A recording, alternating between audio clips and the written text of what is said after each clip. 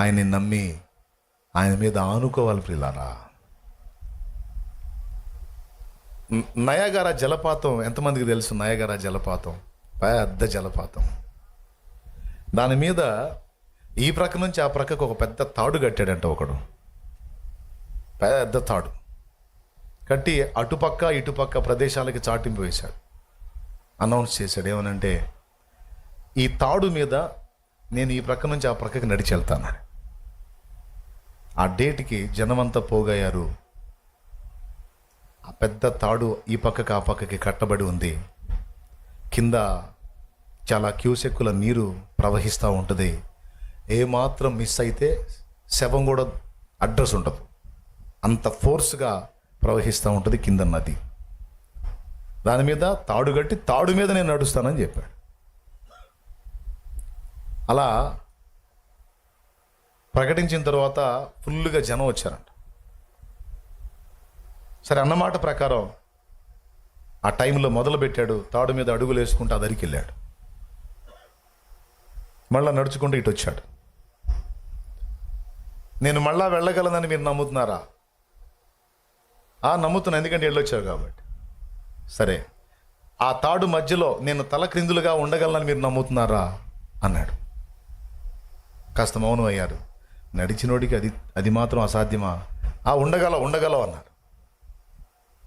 సరే వెళ్ళి తాడు కరెక్ట్గా తలకి సెంటర్ పాయింట్లో పెట్టుకొని కాళ్ళు లేపి తల క్రిందులుగా ఉన్నాడు తాడు మీద. అది ఒళ్ళు గగురు పొడిచే విన్యాసంలాగా ఉంది చూసేవాళ్ళకి. చూస్తున్నారు. మళ్ళా మెల్లగా దిగి అటు వెళ్ళి ఇటు వచ్చాడు. ఇప్పుడు చెప్పండి, ఇంకా నేను ఏమేం చేయగలనని నమ్ముతున్నారు? మూడవదిగా, ఒక వ్యక్తిని నా భుజాల మీద ఎత్తుకొని ఈ తాడు మీద నేను నడవగలనని నమ్ముతున్నారా అని. ఈ రెండు చేసినోడు అది కూడా చేస్తాడు అని అందరూ గోల్ చేశారు. నమ్ముతున్నావు అని. అట్లయితే ఒకడు వచ్చి ఎక్కడ అన్నాడంట. దేవునికి స్తోత్రం కలుగును గాక. అట్లయితే ఒకడు వచ్చి ఎక్కండి, నేను అటు తీసుకెళ్ళి ఇటు తెస్తాను అన్నాడు. చెప్పావు కదరా నమ్ముతున్నానని, చెప్పావుగా నమ్ముతున్నానని, నేను తీసుకెళ్తాను, మీకే ఇబ్బంది ఉండదు, నీ ప్రాణానికి నా ప్రాణం అడ్డు, నా భుజాల మీద కూర్చోండి చక్కగా, చలో రండి అని పిలిచాడు. ఎవడు రాలా. చాలాసేపు కేకలేసాడు, రండి రండి రండి. ఎవడు రాలా. ఓ చిన్నోడు వచ్చాడు. అట్లాంటి చిన్నోడు వచ్చాడు. అట్లాంటి చిన్నోడు ఒకసారి లేచి నిలబడినాను. ఆ చిన్నోడు ఒకసారి చూడండి మీరు. అట్లాంటి ఒక బిడ్డ వచ్చాడు.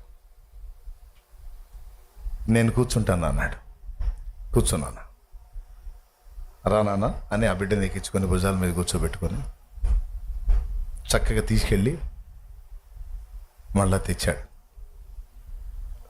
అప్పుడు పెద్దవాళ్ళంతా ఆ చిన్నోడు చుట్టూ చేరి, పెద్దవాళ్ళ మాకే గుండె జారలేదు, ఇంతమంది ఉన్నారు, ఎవరూ సాహసం చేయలేదు, నీకెంత ధైర్యం రా బాబు, అంత బాగా ఎక్కి కూర్చున్నావు, నీకు భయం వేయలేదా, నీకు వణుకు రాలేదా, ఆ మధ్యలోకి పోయినప్పుడు ఎలా అనిపించింది నీకు, తాడు అటు ఇటు కదులుతున్నప్పుడు నీకేం అనిపించలేదా అని నన్ను అడుగుతూ ఉన్నారు. ఎన్ని విని ఒక మాట అన్నాడు, నాకెందుకు భయం, నాకే భయం లేదు, ఎందుకంటే ఆ తాడు మీద నడుస్తున్నాడు మా నాన్న, ఆ తాడు మీద నడుస్తున్నాడు మా నాన్న. మీరెవడు నమ్మకపోయినా మా నాన్న, నేను నమ్ముతా ఆయన్ని. ఒకటి, ఎందుకంటే ఆయన శక్తి నాకు తెలుసు, ఆయన పనితనం నాకు తెలుసు. ఈ రెండిటితో పాటు ఆయన నన్ను ఎంత ప్రేమిస్తున్నాడో కూడా నాకు తెలుసు. అవసరమైతే తన ప్రాణానన్నా వదులుతాడు, కానీ నన్ను మాత్రం కాపాడే దమ్ము ఆయనకుంది. తన ప్రాణం కంటే ఎక్కువగా నన్ను ప్రేమిస్తున్నాడని నేను ఆయనను నమ్ముచున్నాను. ఆయన ఎరుగుతున్నా. ఏమేమి తెలుసంట? ఆయన శక్తి, ఆయన జ్ఞానం, ఆయన ప్రేమ. ఎంత ప్రేమ అంటే ఆయనన్నా చచ్చిపోతాడు కానీ నన్ను చావనివాడు. మరి ఈరోజు నువ్వు కూడా ప్రభువా, తండ్రి, దేవా, నాయన, యేసయ్య, హల్లెలూయా, స్తోత్రం అంటున్నావుగా. ఇవన్నీ ఒట్టి సూత్రాలేనా, లేకపోతే ఏమన్నా శక్తి, జ్ఞానం, ప్రేమ ఏమైనా ఎరుగున్నావా? మొట్టమొదటి చెప్పు, దేవుడు నిన్ను ప్రేమిస్తున్నాడా లేదా? ఏమాత్రం? నిజమేనా? మరి ప్రాణం ఇచ్చేంత ప్రేమించేవాడైతే అప్పులు ఎందుకు వచ్చినాయి నీకు? ప్రాణం ఇచ్చేంత ప్రేమించేవాడైతే రోగం ఎందుకు వచ్చింది నీకు? ప్రాణం ఇచ్చేంత ప్రేమించేవాడైతే మరి నిందలన్నీ నీ నెత్తి మీద ఎందుకు వచ్చి పడుతున్నాయి? ప్రాణం ఇచ్చేంత ప్రేమించేవాడైతే సొంత వాళ్లే శత్రువులుగా ఎందుకు మారారు? ప్రాణం ఇచ్చేంత ప్రేమించేవాడైతే నలుగురు నిన్ను చూసి ఎందుకు నవ్వుకుంటున్నారు? అలాంటి పరిస్థితి నీకు ఎందుకు వచ్చింది? ప్రాణం ఇచ్చేంత ప్రేమించేవాడైతే మరి నీ బిడ్డ చదివాడు, ఉద్యోగం ఎందుకు రాలా? ప్రాణం ఇచ్చేంత ప్రేమించేవాడైతే మరి ఇంకా నీ బిడ్డకి పెళ్ళెందుకు కాలా? ప్రాణం ఇచ్చేంత ప్రేమించేవాడు అయితే, ప్రేమించే దేవుడు అయితే నీవు ఇంకా గొడ్రాలుగా ఎందుకున్నావు? ఇలా ఇన్ని చెబుతా, ఆన్సర్ చేయండి. మరి ఏమన్నారు మీరు? ముందు ఏమన్నారు నాన్న? ఎంత ప్రేమిస్తాడంటే ఏం చెప్పారు? ప్రాణం ఇచ్చేంత ప్రేమిస్తాడు నాన్న అన్నారు. మరి అంత ప్రేమించేవాడు మరి ఇన్ని బాధలు ఎందుకు రప్పించాడు నీకు? సూపర్. అందులో కూడా ప్రేమే ఉంది. మనకు అనుమతించిన వాటన్నిటి వెనక ఏముంది?